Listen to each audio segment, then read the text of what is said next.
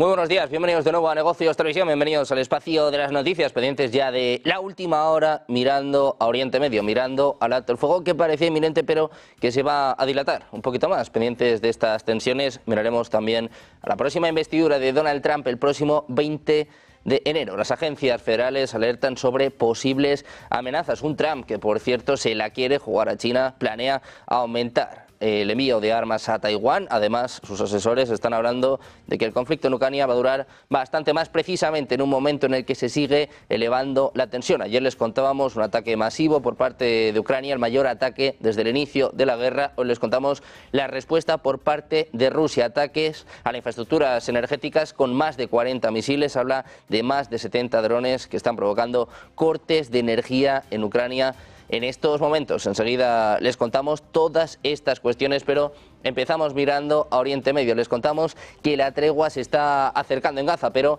no llega. El jefe de la diplomacia de Estados Unidos ha señalado que la crisis ha supuesto un infierno para la población palestina. Joe Biden también ha hablado en las últimas horas con al-Sisi para alcanzar un acuerdo que permita la liberación de los rehenes. Según las fuentes, las mayores dudas por parte de la milicia están atrasando este acuerdo. De momento sigue sin cerrarse el alto el fuego en Gaza. Blinken señalaba que la pelota está en el tejado de Hamás, mientras los milicianos quieren más garantías sobre la retirada de las tropas israelíes. At different moments, different parties have made it hard to finalize an agreement, or events have delayed or derailed its completion. For the past several months, Hamas has played the spoiler. But over the past several weeks, our intensive efforts have brought us to the brink of full and final agreement. On Sunday, the United States, Qatar, and Egypt put forward a final proposal. The ball is now in Hamas's court. If Hamas accepts, the deal is ready to be concluded and implemented. Precisamente en Israel hablaba el ministro de Finanzas, Bezalel Smotrich, perteneciente al ala más extremista del gobierno. Decía este miércoles que Israel se encuentra en un momento crítico y decisivo en relación a su seguridad ante la opción de un alto el fuego inminente en la franja de Gaza que permitirá la liberación de los rehenes. Decía literalmente, nos encontramos en un momento crítico y decisivo para la seguridad, el futuro y la existencia del Estado de Israel. Es lo que decía un Smotrich que ayer se reunía con el primer ministro Benjamin Netanyahu para discutir los borradores, los detalles del borrador del acuerdo. También estaba en esta reunión el ministro de Seguridad Nacional Itamar Ben-Gvir, que ha pedido que se una a él para abandonar el gobierno en el caso de que Israel ceda. Decía Smotrich que lo que tiene ante él es una sola cosa, que persigue con admiración y reverencia cómo lograr todos los objetivos de una guerra, una victoria completa, con la destrucción de Hamás, tanto de su ala militar como de su infraestructura civil y el retorno de todos los rehenes. Have tested our resilience without diminishing our resolve. For over 30 years since the signing of the Oslo Accords, successive Israeli governments have undermined the two-state framework by expanding illegal settlements, weakening the Palestinian Authority, and fostering a culture of impunity that tramples on Palestinian lives, rights, and the very foundations of international law.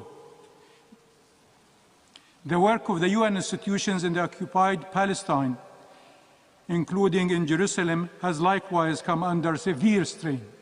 Notably, the United Nations Relief and Works Agency for Palestinian Refugees, UNRWA, has faced unprecedented restrictions and violations from the occupying power. Ending these measures demands urgent, unified international action. Y también hablamos de Irán. El presidente iraní Masoud Pezeshkian aseguraba que su país nunca trató de asesinar al mandatario electo de Estados Unidos, Donald Trump, durante la campaña electoral, en una entrevista con la televisión estadounidense NBC, a pocos días de la toma de posesión del republicano. Decía que este es otro de esos planes que Israel y otros países están diseñando para promover la iranofobia. Dice que Irán nunca ha intentado ni planea asesinar a nadie, al menos hasta donde él sabe. Es lo que apuntaba al ser preguntado sobre el supuesto intento de asesinato del político estadounidense. El Departamento de Justicia de Estados Unidos acusaba el pasado noviembre a un ciudadano iraní de dirigir una red de socios criminales para impulsar tramas de asesinato contra sus objetivos, incluyendo el presidente electo Donald Trump. Teherán ha negado en repetidas ocasiones esas acusaciones, que ha tildado de comedia de tercera. Precisamente Irán ha afirmado estar dispuesto a entablar conversaciones con la Unión Europea sobre sus preocupaciones respecto al supuesto apoyo armamentístico de Teherán a Rusia en la guerra contra Ucrania, aunque ha reiterado que no hay ninguna razón justificable para tal preocupación. Dice que siempre han apoyado la integridad territorial de Ucrania y que están dispuestos a entablar conversaciones con los europeos para abordar sus preocupaciones en materia de seguridad. Es lo que afirma el ministro de Exteriores iraní, Abbas Araghchi, en una entrevista con la televisión estatal iraní este martes por la noche. Rechazaba una vez más la intervención de su país en la guerra que Rusia ha librado en Ucrania, aunque reconoció que hay una cooperación militar entre Irán y Rusia, la cual dijo que ha existido y continúa durante mucho tiempo. También miramos en este caso a Francia. El primer ministro francés, François Bayrou, ha abierto la puerta a la renegociación de la controvertida reforma de las pensiones en un intento de ganarse el apoyo de los legisladores de izquierda que necesita para aprobar el presupuesto de 2025. La concesión de Bayrou subrayó la magnitud de la agitación política de Francia mientras se preparaba para pasar sus primeras semanas en el cargo, reelaborando la reforma de pensiones de 2023, lograda con tanto esfuerzo bajo la presión de la izquierda, que amenaza con derrocar a su gobierno de lo contrario. También les contamos que los países de la OTAN desplegarán fragatas, aviones de patrulla y drones navales en el mar Báltico para ayudar a proteger la infraestructura crítica y reservarse el derecho a tomar medidas contra barcos sospechosos de representar una amenaza a la seguridad. Es lo que apuntan este martes los miembros de la Alianza. La Alianza Militar y Política está tomando esta medida denominada Centinela del Báltico después de una serie de incidentes en los que se dañaron cables eléctricos, enlaces de telecomunicaciones y gasoductos a raíz del conflicto en Ucrania. El mes pasado, la policía finlandesa confiscó un petrolero que transportaba petróleo ruso. Dijo que sospechaba que el buque había dañado la línea eléctrica finlandesa Estonia Link 2 y además 4 cables de telecomunicaciones, arrastrando su ancla por el lecho marino. El presidente de Finlandia, Alexander Stubb, dijo que los daños del 25 de diciembre estaban definitivamente relacionados con Rusia.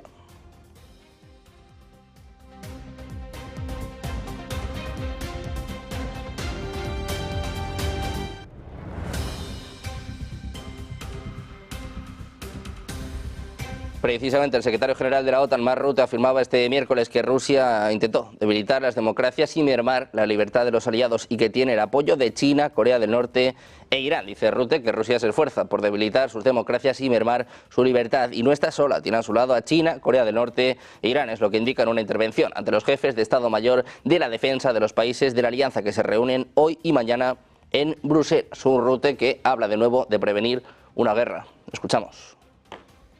To prevent war, we need to prepare for it. It's time to shift to a wartime mindset.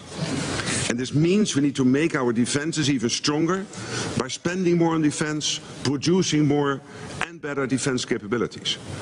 We need to support Ukraine more to change the trajectory of the war. We all want it to end, but above all, we want a peace to last.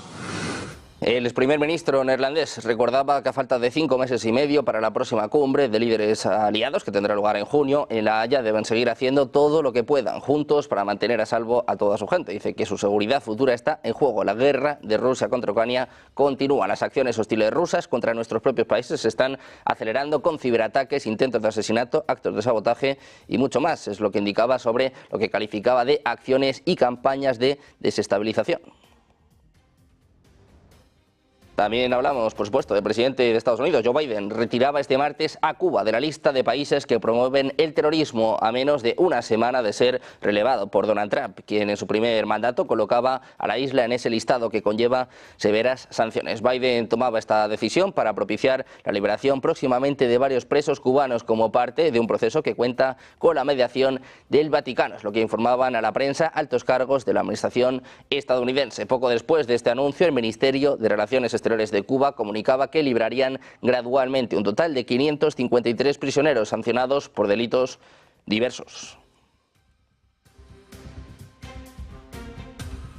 Miramos ahora a Canadá. El ministro de Energía canadiense, Jonathan Wilkinson, dijo este miércoles que Canadá está abierto a aumentar el comercio e intensificar las asociaciones industriales con Estados Unidos, después de que el presidente electo estadounidense, Donald Trump, amenazara al país con aranceles. Wilkinson dijo a Financial Times que Canadá podría comprar equipo militar estadounidense, incluidos submarinos, y cooperar con Estados Unidos en la extracción de minerales críticos. Wilkinson insistía en que el mayor desafío para su país proviene de China, que tiene el control estratégico de una serie serie de activos diferentes, incluidas materias primas críticas, pidiendo a Estados Unidos que se centre en una alianza o asociación en materia de seguridad energética y minera con Canadá. Sin embargo, también advirtió que su gobierno podría imponer aranceles de represalia a los productos estadounidenses que podrían causar la mayor cantidad de angustia en Estados Unidos y el menor dolor en Canadá.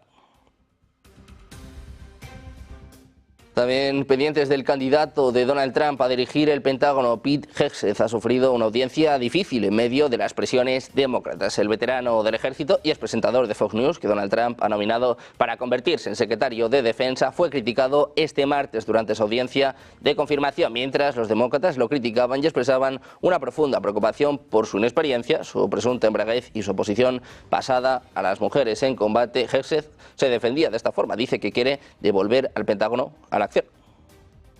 President Trump chose me for this position. The primary charge he gave me was to bring the warrior culture back to the Department of Defense. He, like me, wants a Pentagon laser-focused on lethality, meritocracy, warfighting, accountability, and readiness.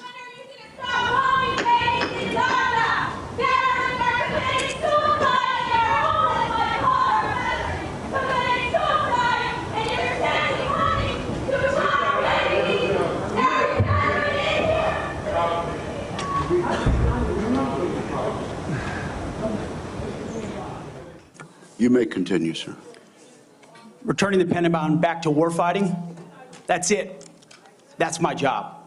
También mirando a Estados Unidos, les contamos la alerta que se ha lanzado en torno a la próxima toma de posesión del presidente electo de Estados Unidos. Las agencias de seguridad nacional advierten que la toma de posesión del presidente electo Donald Trump será un objetivo potencial atractivo para los extremistas violentos, aunque afirman que no hay amenazas creíbles específicas. Los posibles perpetradores, particularmente aquellos con quejas relacionadas con las elecciones, pueden ver la juramentación del presidente electo como su última oportunidad de influir en los resultados de las elecciones a través de la violencia. Es lo que escribía un grupo de agencias de inteligencia y de aplicación de la ley en una evaluación de amenazas. Las preocupaciones de las agencias reflejan el ambiente político intensificado en el que Trump asumirá el poder. Las fuerzas del orden también están reforzando en estos momentos las instalaciones, están reforzando con cerca de 4.000 agentes, es lo que apunta la jefa de la policía, Pamela Smith, en una conferencia de prensa este lunes. Eso se suma a los casi 1.000 agentes que apoyan a la policía del Capitolio, es lo que apunta un funcionario de seguridad precisamente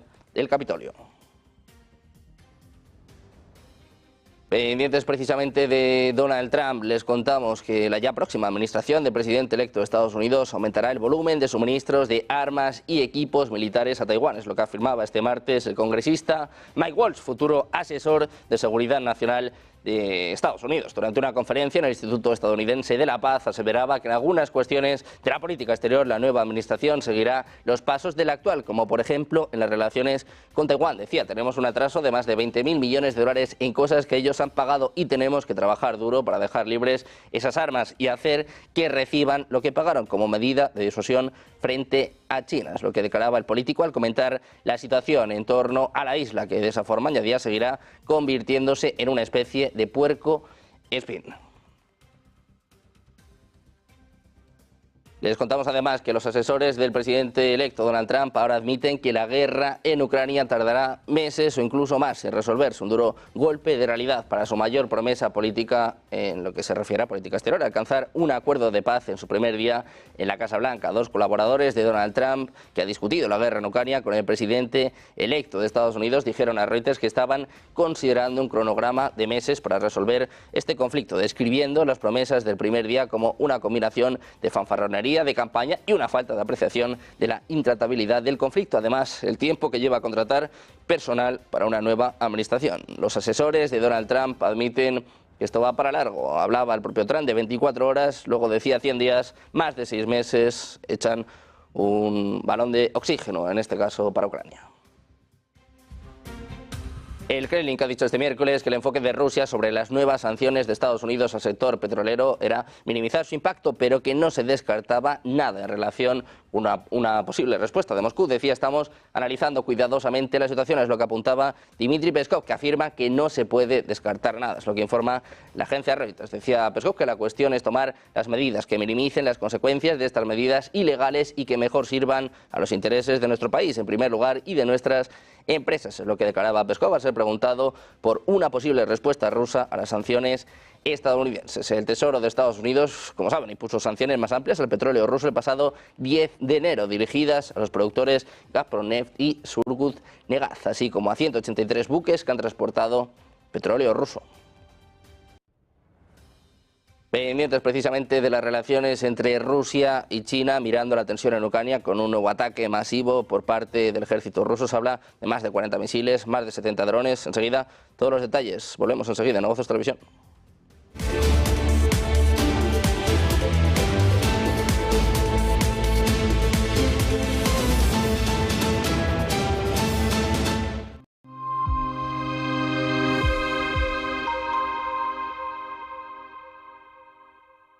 En el corazón de Madrid, descubre Los Montes de Galicia, donde la tradición gallega se encuentra con la innovación culinaria.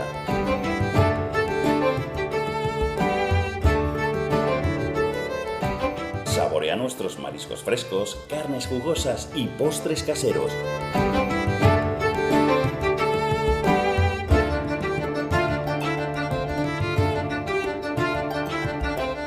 Todo preparado con ingredientes de la más alta calidad. Disfruta de una experiencia gastronómica única en un ambiente acogedor y elegante. Los Montes de Galicia, donde cada comida es una celebración. ¡Te esperamos!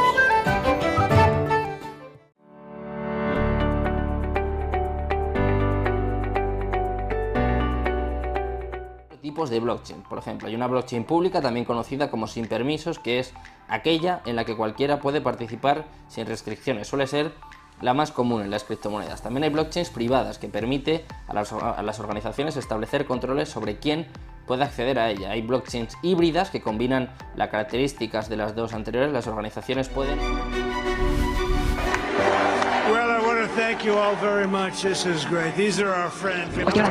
Vosotros estabais hace una semana liando la parda. Y ahora, no, ahora hay que sobrevivir 4 años.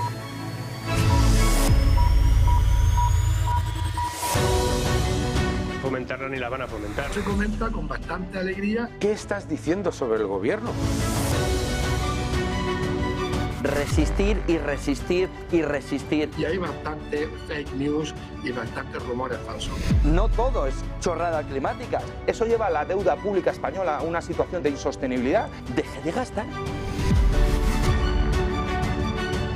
Siempre dicen que voy a empezar una guerra. No voy a empezar una guerra. ¿Quién va? Yo no voy, yo no voy. Se habrá sorprendido de lo bien que lo hacíamos ya, ¿no? Que todos los diputados que están en el Congreso en este momento, todos, no ocultéis el malestar brutal de la población. ¿Y qué pasa a partir de ahora?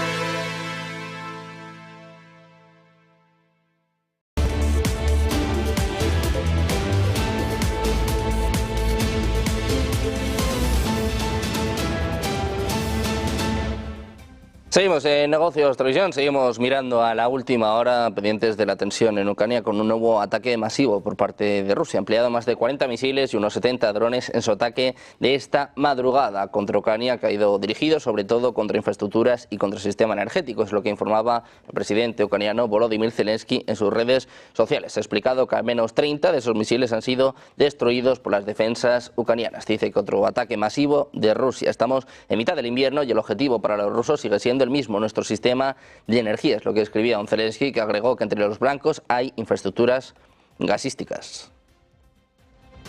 Precisamente les contamos con una subestación eléctrica localizada en el centro de Kiev, a unos 600 metros de la oficina del propio Volodymyr Zelensky, se ha visto afectada en la mañana de este miércoles por un fuerte incendio. En la calle Reshchatyk 15 se ha incendiado una subestación eléctrica, es lo que informa respecto a la alcaldía de Kiev, sin precisar las causas del incidente. Canales de Telegram locales publicaron vídeos desde el lugar del incidente. En las imágenes se pueden ver densas columnas de humo que emanan de las instalaciones afectadas por el fuego. Se informó que el incendio fue extinguido cerca de las 9 hora local. Precisamente, como les contábamos, Rusia ha lanzado este miércoles un enorme ataque aéreo contra Ucrania, lo que ha obligado al país a realizar cortes de energía preventivos, es lo que apuntaba el ministro ucraniano de Energía. Dice que el enemigo continúa aterrorizando a los ucranianos, es lo que escribía German Galusenko en Facebook, instando a los residentes a permanecer en refugios durante la amenaza continua y seguir las actualizaciones oficiales. La compañía estatal de energía Ukrenergo informaba sobre cortes de electricidad de emergencia en las regiones de Kharkov, Sumy, Poltava, Zaporilla, de Dnipro y Kirovohrad. Las fuerzas rusas lanzaron ataques con misiles dirigidos a la infraestructura energética de la región occidental de Leópolis en la madrugada de este miércoles, es lo que apuntaba el alcalde de la ciudad. Precisamente Zelensky, que visita Varsovia este miércoles, es lo que anunciaba la oficina del primer ministro polaco, tras lo que Polonia ha calificado de avance en la histórica disputa sobre las exhumaciones en tiempos de guerra que han mantenido enfrentados a los aliados, es lo que informa la agencia Reuters. Aunque Polonia ha sido uno de los más firmes defensores de Ucrania desde que comenzó el conflicto, los lazos entre los vecinos se han tensado durante generaciones por las matanzas de Volinia que tuvieron lugar entre 1943 y 1945. Polonia afirma que más de 100.000 polacos murieron en las masacres perpetradas por nacionalistas ucranianos. Polonia lleva mucho tiempo exigiendo el libre acceso de sus especialistas a los lugares donde se cree que están enterrados los restos de los asesinados para poder exhumarlos y darles un funeral digno. También pendientes de Argentina, donde el índice de precios al consumidor ha subido 3 décimas en diciembre respecto a noviembre, y ha cerrado el año 2024 en el 2,7%, es lo que informa este martes el Instituto Nacional de Estadísticas y Censos. La inflación repite así por debajo del 3% mensual, tal y como lleva ocurriendo desde octubre. Este dato de cierre del año contrasta notablemente con las cifras de 2 dígitos que se registraban en Argentina al arranque del año, cuando el país se aproximaba a un escenario de hiperinflación. Por su parte, el índice interanual ha caído hasta el 117,8% frente al 166% de noviembre. En comparación con enero supone un importante descenso, ya que entonces se situaba en el 254,2% interanual. Miramos también a Venezuela, donde el gobierno de Nicolás Maduro ha ordenado reducir la presencia diplomática de Países Bajos, Francia e Italia. El motivo, los del régimen chavista han denunciado que son países que se meten en sus asuntos internos. En el marco de esta decisión, Maduro limitará a 3 los acreditados para las misiones diplomáticas por conducta hostil. Tienen 48 horas para retirar al resto de la representación diplomática y verán reducida su movilidad, solo 40 kilómetros desde la sede, una medida con la que el propio gobierno profundiza el aislacionismo que ha provocado el hecho de que Maduro haya hecho caso omiso a la presión internacional en medio de las reclamaciones de la oposición de que presentaron las actas para demostrar que las elecciones fueron ganadas por Edmundo González. También miramos a Corea del Sur, donde las autoridades han detenido finalmente al presidente destituido Yoon Suk-yeol por acusaciones de insurrección. Por su parte, el que fuera destituido por impeachment tras imponer brevemente la ley marcial en el país a principios de diciembre, ha aceptado cumplir y ser detenido en lo que define una investigación ilegal para evitar un derramamiento de sangre. Su arresto, el primero de un presidente en ejercicio, es el último acontecimiento en el marco de la mayor crisis política del país, una de las democracias más vibrantes de Asia, a pesar de que el país tiene antecedentes de enjuiciar y encarcelar a exlíderes. Aunque lo considera ilegal, acepta comparecer para evitar un derramamiento de sangre. Desde que los legisladores votaron para destituirlo después de su efímera declaración de ley marcial el pasado 3 de diciembre, y un estado escondido en su residencia en la ladera de la colina, custodiado por un pequeño ejército de seguridad personal que bloqueó un intento de arresto anterior. Más tarde se vio al propio Yoon salir de su residencia en una caravana y llegar a las oficinas de la CIO. Las autoridades tienen 48 horas para interrogar a Yoon, tras lo cual deben solicitar una orden judicial para detenerlo durante un máximo de 20 días o liberarlo.